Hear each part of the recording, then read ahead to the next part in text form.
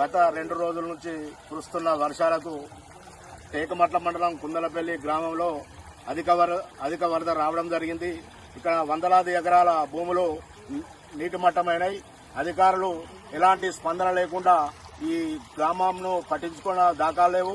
గత 2 సంవత్సరాల క్రితం ఇలాగే వరదలు వస్తే వందలాల ఎకరాల భూములు నష్టపోయినాయి. రైతులకు ఎలాంటి నష్టపరిహారం లేదు.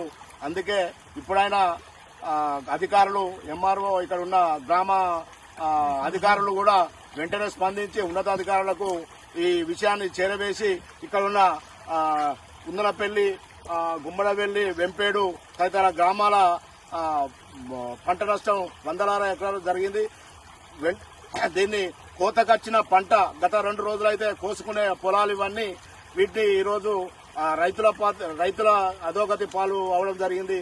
వందలాది ఎకరాల భూములను వెంటనే వీటికి నష్టపరిహారం చెల్లించి ప్రభుత్వం వెంటనే స్పందించి ఈ నష్టపరిహారం కింద వీటిని అంచనా వేసి ఉన్నతాధికారుల దృష్టికి తెలియజేయాల్సిందిగా కోరుతున్నాం.